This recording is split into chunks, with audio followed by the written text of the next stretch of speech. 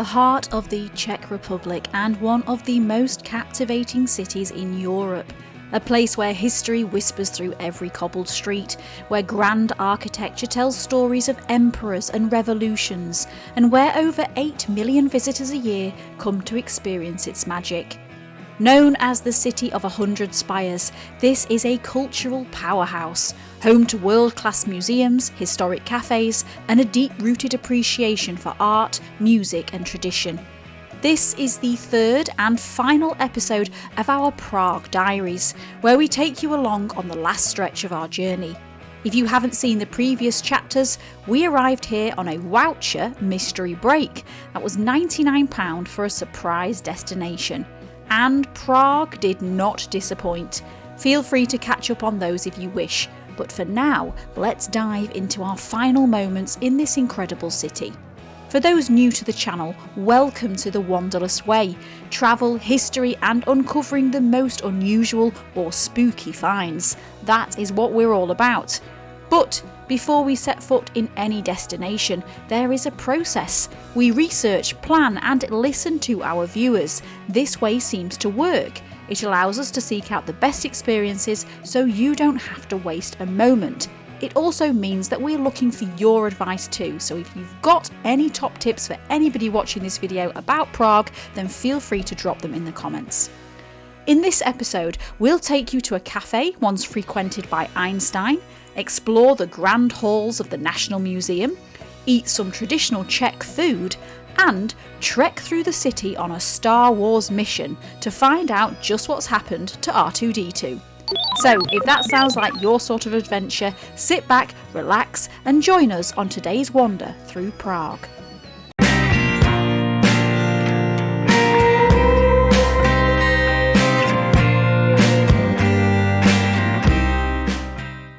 Hello friends and welcome back to the channel. If you're new here, I'm Claire and this is the Wanderlust Way. Firstly, let me say thank you to everybody that supports this channel by liking, commenting, subscribing and sharing. Honestly, everything that you're doing is helping the channel to grow, and for that I'm really grateful, thank you. And it's allowing me to make more videos for you. So this is the third and final episode in the Prague vlog style diaries. And we've woken up this morning in the hotel that we were meant to be staying in, which is the Royal Court Legerova apartments. So I'll drop a little bit of footage in here in case you missed that. So this morning we're up bright and early because there's still so much to discover in Prague. And we are celebrating a birthday today, so there's going to be lots of extra special things going on. Now we're going to be looking, firstly we're going to go to have breakfast somewhere that was popular with Albert Einstein. So maybe the food in there might make us super clever, who knows? And then we're going to be doing a few more historical points. I'm not going to spoil it for you by telling you now. And then stay tuned to the end because we'll get right through the rest of those things and I'll share with you what the next video is that is coming to the channel. Alright guys, have an amazing day. That's enough waffle, let's wander. Did you know that Albert Einstein once lived in Prague? I believe between the years 1911 and 1912, when he was appointed to a position at the German university. During his time in the city, he frequented the famous Café Louvre, which is still standing today and which we are going to visit very soon. This iconic cafe with its beautiful Art Nouveau deco was a popular spot for intellectuals, artists and writers, and it's where Einstein spent time discussing his theories and ideas with other great minds. I've arrived at our breakfast destination. We're going to go inside. This is it. Café Louvre, inspired by Parisian French restaurants. So let's go and have a look. This cafe in the heart of Prague's new town has been part of the city's cultural fabric since it first opened its doors in 1902. We'd already heard about the famous Einstein connection, but it wasn't just him who loved to visit. This French-style gathering spot was also a favourite of intellectuals, artists and writers, all of whom came here to share ideas and conversations that helped shape Prague's cultural scene. Judging by the reviews and its enviable reputation, this felt like the right kind of place for a birthday breakfast. When you arrive, you instantly feel transported into another world. It's a bit like stepping back in time, with rich history and stunning Art Nouveau decor. The place is filling up with leisurely diners and gentle morning chit-chat. It's really quite charming, and I can't help but imagine what sorts of conversations might have been whispered through this room over the years. It's certainly a 5 out of 5 for ambience. Let's see how the food stands up.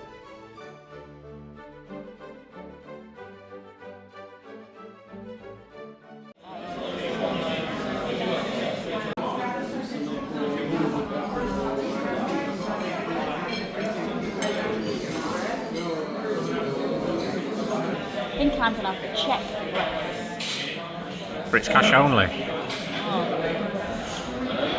I'm going to go for that. Yeah. We both decided to go for the Czech set breakfast, which was a combination of freshly squeezed orange juice, ham from the bone, cheese selection, boiled egg with a runny yolk, fresh cream cheese and a piece of apple cake. And the price for that breakfast was 219 Czech koruna, which is about £7.39 in British money. We did also add a cup of tea and AD with his double espressos and then a bread basket, just because it was a birthday and we were feeling like being particularly greedy. This coffee's delicious. Is it good? How many are you going to have though, AD? Are you going to have? Is that a double? Yeah, I'm going to have another one. Oh God!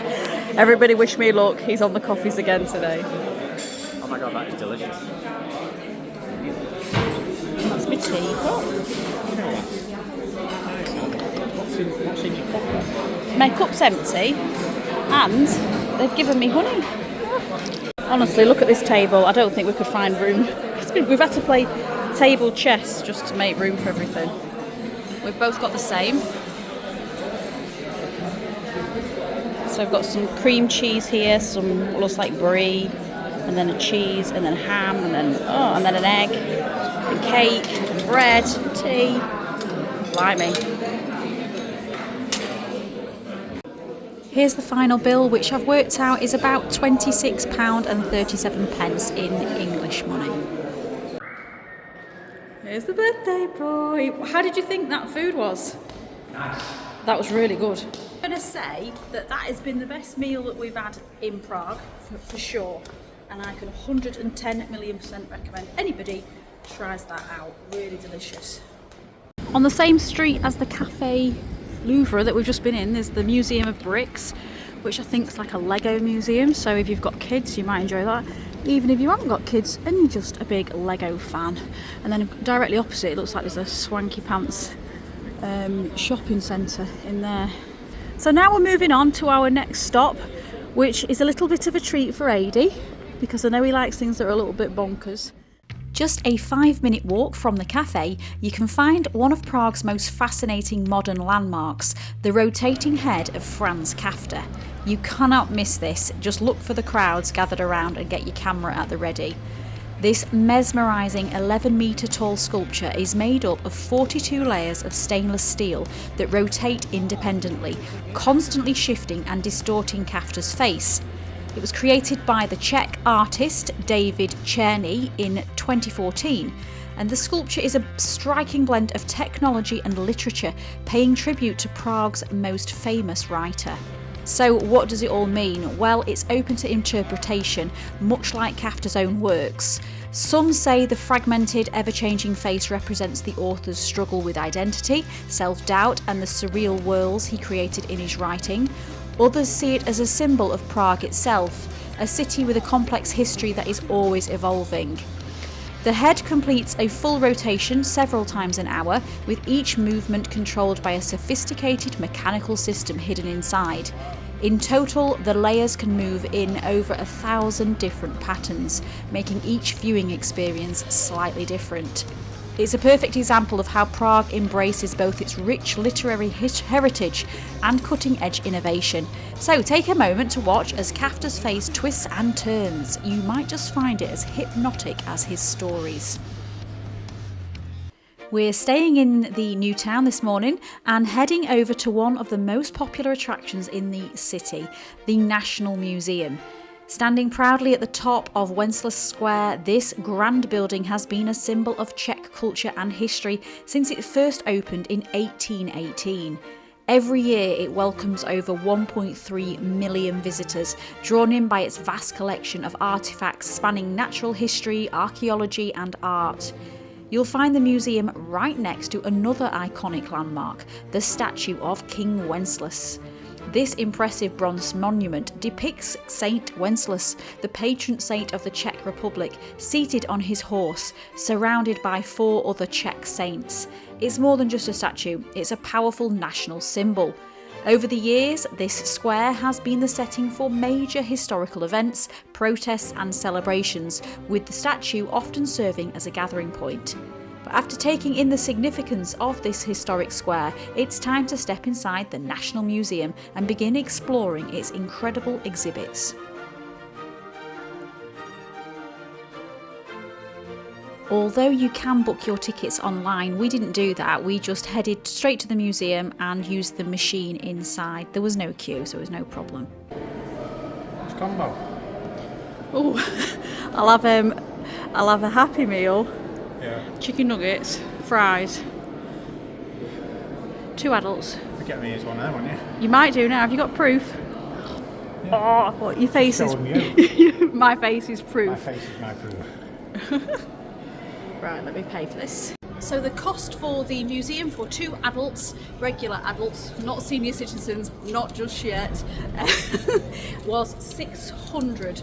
300 each, which is quid, not 600 quid. How much is 600?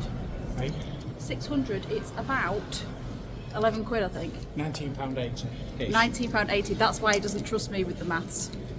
Stepping inside the National Museum is like walking through time. The exhibition takes you on a journey from prehistory right through to the 20th century, with a strong focus on Czech history, of course. There is so much to see, but a few things really stood out for us. First up, the dinosaurs, because let's be honest, who doesn't love a good dinosaur exhibit? Towering skeletons and fossils bring the prehistoric world to life, making you feel as if you've stepped back millions of years. Then there's the natural history section, which is home to some incredible animal displays. One of the most jaw-dropping sights is the huge whale skeleton suspended from the ceiling. You cannot miss it. It completely dominates this space and gives you a real sense of scale for just how massive these creatures are. You will also find snakes, sharks, alligators and all sorts of fascinating beings, many of which most people would probably prefer to admire from behind glass rather than encounter them in the wild. It's definitely the safer option. Another section that completely fascinated me was the minerals collection. This part of the museum is filled with dazzling crystals, gemstones and geological wonders. And as I was walking through it, surrounded by all these jaggedy, spiky rock formations, I couldn't help but think of that scene in Superman, where he returns to his home planet and everything is made of those sharp, alien-looking crystals. If you know the scene I mean, let me know in the comments. But here's a little extra movie trivia for you. If you enjoyed the quiz question in the last Prague episode, here is another one. You might not realise it, but this very building has been used in Mission Impossible scenes as well, just like the Charles Bridge scene. But that's not all. It also had a role in a 2006 James Bond movie, where this grand staircase was used as a hotel in Venice. Can you guess which Bond film that was? Pop your answer in the comments. If you want to have a go at guessing which actor played Mr. Bond in that movie, then feel free to drop that in too. And I'll reveal the answer at the end of this video. Before we head to our next stop, which is the Jewish Quarter, which we did briefly visit in the last episode, but we're going to go into a little bit more depth, I want to take you to not just one, but 2 really cool shops here in Prague that we found. And whether you're into unique souvenirs or hunting down something a little bit different, these spots are definitely worth a visit. And if you are a football fan, you are definitely going to love the second shop the most. Trust me, it is a must-see. This looks cool. Look, there's a skeleton. There's a skeleton. Not far from the Church of Our Lady Before Tin, which we saw in the last episode, you can find the most incredible little shop. It is filled from floor to ceiling with handmade marionettes. Each one was crafted with such detail, from classic fairy tale creatures to witches, jesters, and even some that looked straight out of a Tim Burton film. If you've never seen traditional marionettes up close, this place feels like stepping into a storybook. I have since learnt that marionettes have a long history in Europe, but they hold a special place in Czech culture. Puppetry has been an important art form here since at least the 18th century, and during times of political unrest, it even became a way to spread hidden messages and satire. In fact, marionette theatre was so deeply connected to Czech identity that it helped keep the language and culture alive during periods of oppression. Prague, in particular, has long been known as a hub for puppetry, with its very own national marionette theatre performing famous operas like Don Giovanni, but with puppets. The city is also home to some of the world's most skilled puppet makers, many of whom still use traditional hand-carving techniques passed down through generations. Whether you're a collector or just looking for a unique souvenir, this shop is a dream.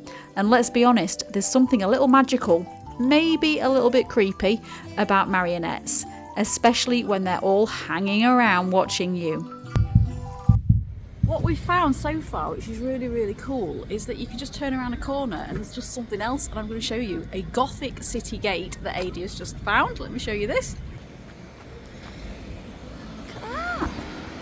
Right, I'll try and find a bit of history about that. This, I'm told, is the Powder Tower, a striking Gothic gateway that looks like something straight out of a medieval fairy tale. But don't let its fairy tale appearance fool you. This tower has seen its fair share of history. Built in 1475, the Powder Tower was originally one of 13 gates into Prague's Old Town. It was designed to impress, serving as a grand entrance for Czech kings as they began their coronation route towards Prague Castle. However, by the 17th century, it had a much more explosive purpose, quite literally. The tower was used to store gunpowder, which is how it got its name. Over the years, the tower has survived fires, battles, and even a cannon attack during the Prussian invasion of 1757. If you look closely, you can still see some of the damage on its darkened stonework today.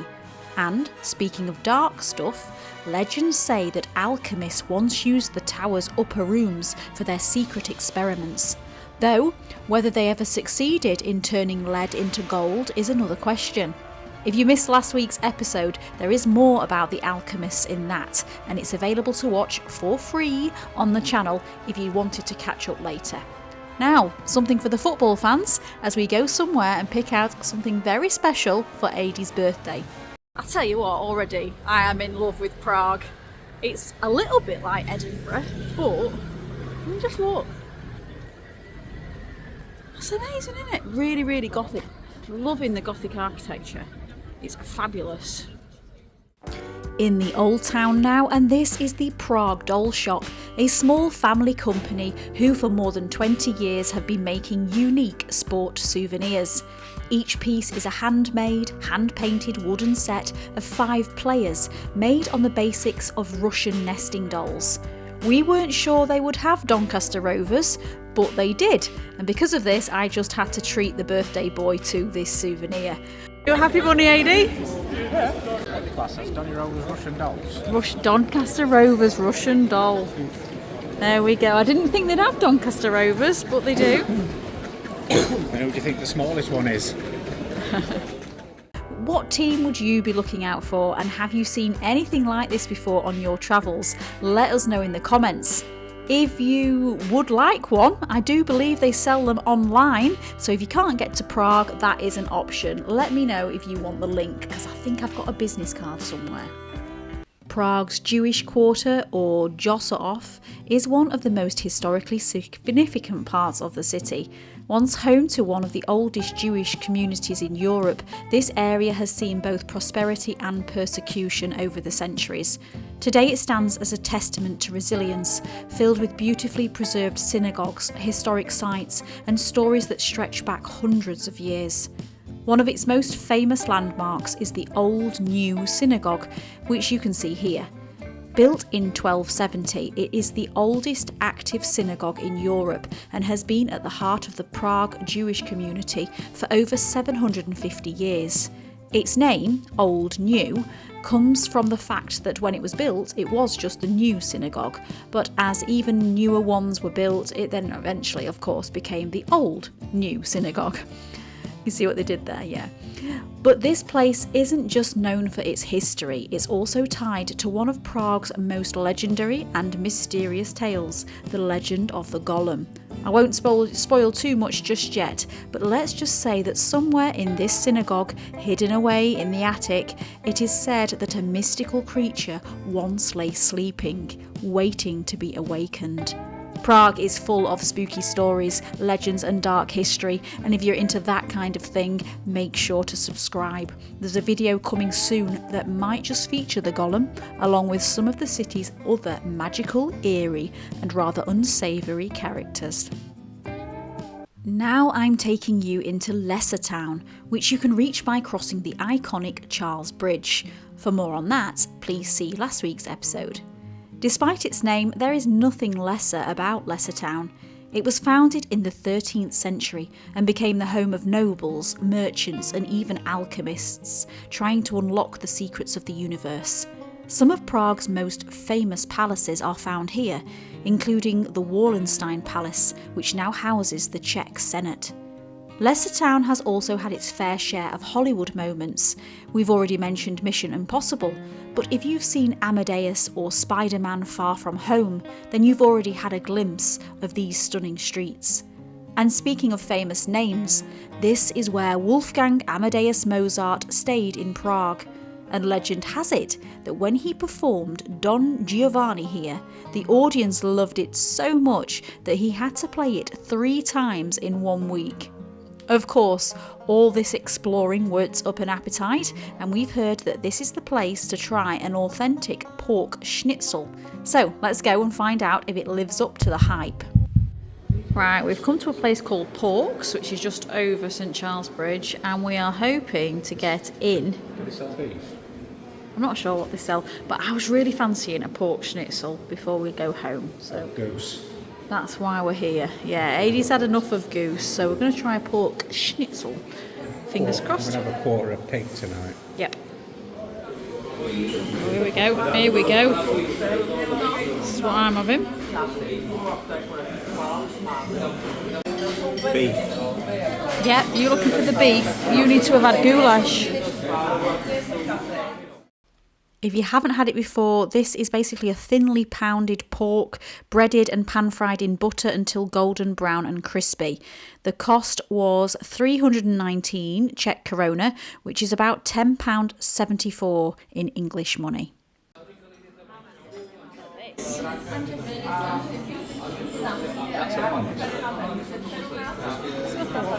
Adie's got the same.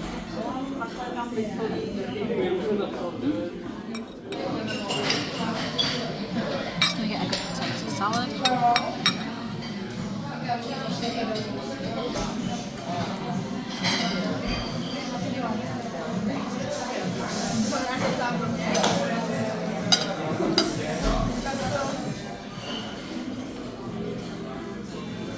Nice, lady.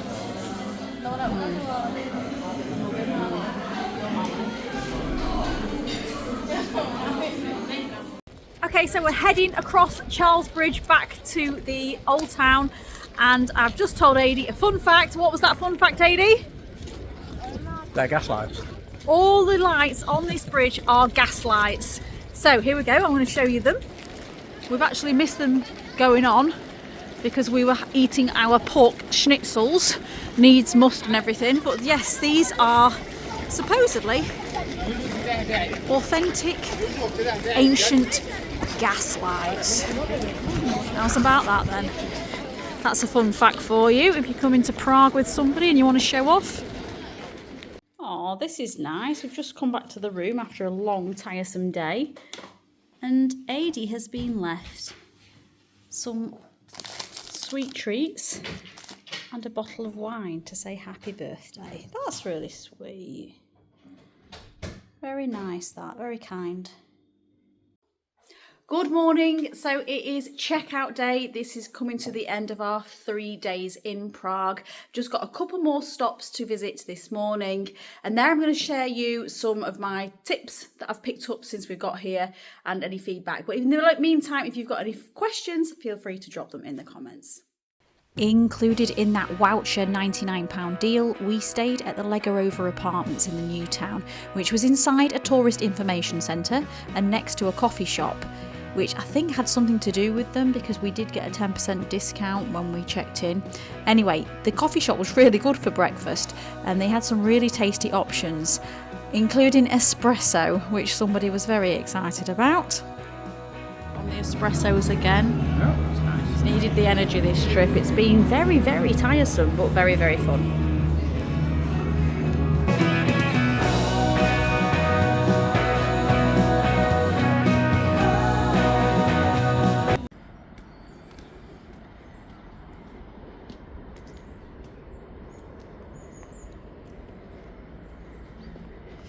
Well, we are walking an awful long way to this final stop on the trail. And yes, I'm absolutely knackered because I'm not a particularly fit person, you know. But yeah, hopefully it's worth it. Oh, have you seen it, Adi? How rude. Oh, somebody scribbled on him. This used to be a ventilation shaft, I think, for a nuclear bunker. And somebody has painted it and turned him into R2-D2.